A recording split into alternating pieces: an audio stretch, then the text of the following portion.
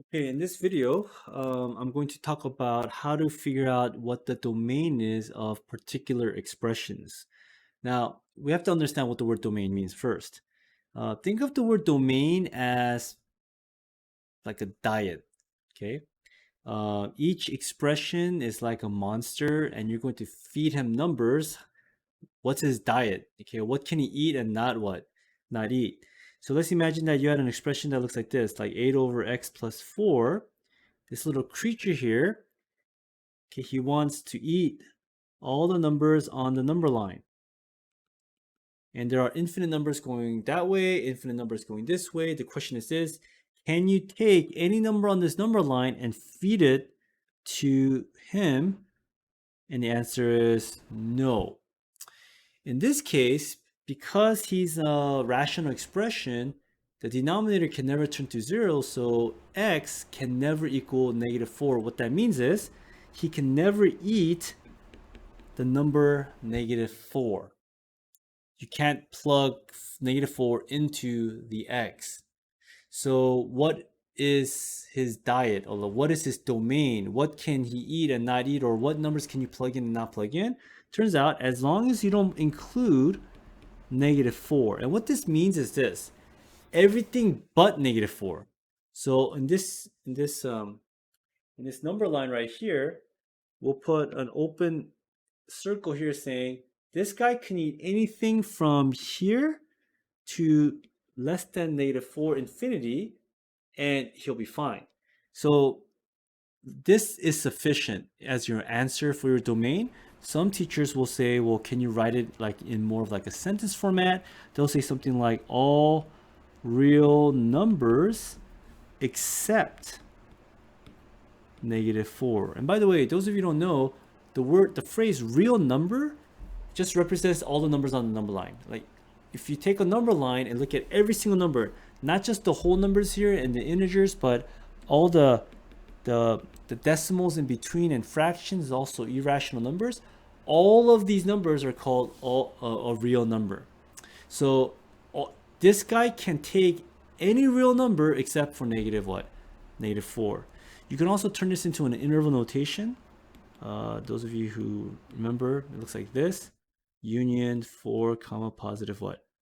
Infinity. Okay, this is the lower bound, upper bound, lower bound, upper bound. Okay, so anything from 4 and below and 4 and what? Above, but not including 4. Now, you might ask, well, is there a way to systematize this? Like, is our expressions different for our domains different for every single problem that we work with? No, there is a way to categorize this. Let me show you. The first type, or here, let me just list it out first. So when it comes to looking at domains, there are three general expressions to look for. The first one, the one we just worked on, is a rational expression. Okay, a rational expression is a fraction with the variable on the denominator, like the one we just did. It can even look like this: x over x plus 3. The x on top, it doesn't matter what I plug in, it's always about the denominator, what the denominator cannot handle. Again, here the domain is x cannot equal -3. So watch out for rational expressions, and you're just basically going to look at the denominator. Okay. The second type is even number roots. Okay, even roots. And what that means is things like square roots, fourth roots, sixth root, anything even. Now, if it's an odd number root, you can plug in anything you want. It's like it's unlimited. And the third type, which you're not going to see here yet, you'll see it a little bit later, are the logs. Okay, logarithms slash ln's. These have a specific condition in terms of what numbers you can plug in and not plug in. Now, the fourth type is not really a new type, but it's a combination of the rationals with the radicals. Here, let me show an example. You'll see something like x plus 4 over square root of x minus what? 3. Now you have an issue. You have to worry about the denominator not becoming a 0 and worry about what this radical can handle and not what handle. So you're basically combining the rational expression domain and also the even roots in one expression. Okay, so let's go to our second example. The first one we just did, this is the rational one. The second example is a square root, uh, a, a, a radical with a fourth index, an even root. What do? Well, anything with a even number root um, can only handle numbers that are 0 and above. It hates negatives, okay? It absolutely hates negative what? Negative numbers.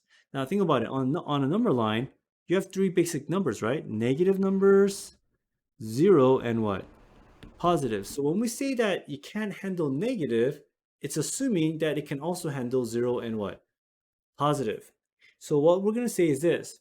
Whatever 1 minus 7x becomes after you plug in x, as long as it is 0 and above, is totally fine.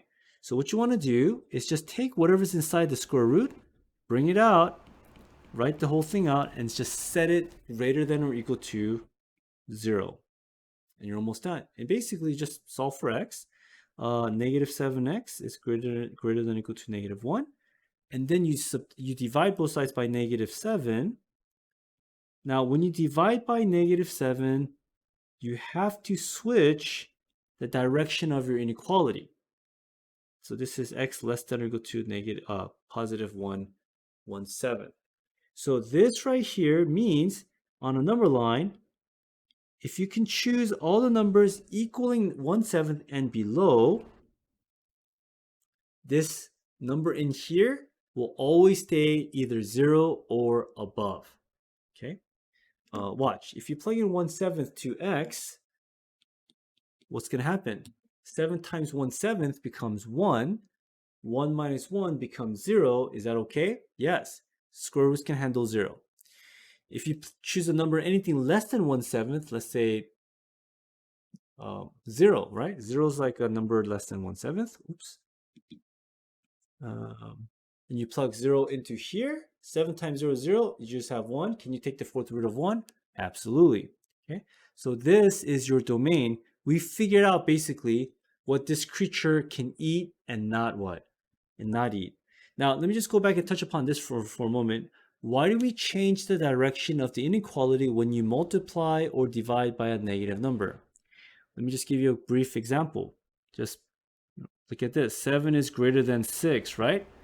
If you multiply both sides by negative 1, you'll get negative 7, negative 6, and now which one is greater? So negative 6 becomes greater. So in that same idea, you have to understand anytime you multiply both sides by negative during an inequality situation, you have to change the order and the direction. All right, so again, let me repeat. Anytime you have anything inside of even number root, just take it out and just set it greater than or equal to 0 and solve. Here, let me just give you one more example. Let's say that you have something like 2x plus 1. You're asked to find the domain. What numbers can this guy handle so that it'll always be 0 and positive? You just pull them out, 2x plus 1, and just say it must be greater than or equal to 0. You solve for x like you would any algebra term, and divide both sides by 2, and you get x is, what does that mean? Well, it means this. Whatever x you want to choose, it better be greater than or equal to negative 1/2 for this x right here, and you'll be fine. Okay? All right, I think that's it. Oh yeah, and then there's one more. Well, there's two more. One more. Okay, now you might look at this and say, oh, rational expression, but this one technically is not a rational expression. To be a rational expression, you need to have a variable on the denominator. So if this had an x right here, then it's a rational expression. You have to look at the excluded value. Oh, by the way, excluded values, that all the stuff that we've been doing is basically domain, okay? All right, so now watch this. There's another way to look at this. You can pull the 6 out like that and write it as x squared minus 2x plus 5. It's just 1/6 being multiplied to whatever this is. Now, what is this? Well, it's just a polynomial, meaning, excuse me, if it doesn't fit into any one of these three, If it's not a rational expression, it's not an even number root, it's not a log, most of the time it will be all real what? All real numbers. Polynomials, you can feed it anything you want. There's no restriction on what to plug in for the letter x. So here we say this is simply all real what? Numbers. You can write it that way. You can say this, negative infinity to positive infinity. In interval notation, it's the same thing. All right, so here we have, again, another rational expression because we have denominators as, we have variables in the denominator, and this will now become, it's late, I'm getting tired. The excluded values are x cannot equal 2 and negative what? 5. So what does that mean? You can feed this guy any number you want except 2 and negative 5. So you can either leave it like this, you can say all real numbers except 2 and negative 5, or you can draw your number line, and I do advise you to do this. This is actually really helpful. And that means you can plug in any numbers here, any numbers there, and any numbers what? There. And if you have to turn this into interval notation, it'll look like this. Upper bound, lower bound, U stands for union, negative 5 to everything in between, union to positive what? Infinity. Okay? The U stands for union. It means all of this united with all of that, united with all of what? All of that. Okay, well, I hope this helps. This was a short video. I hope you do well on your next exam. Have a good night.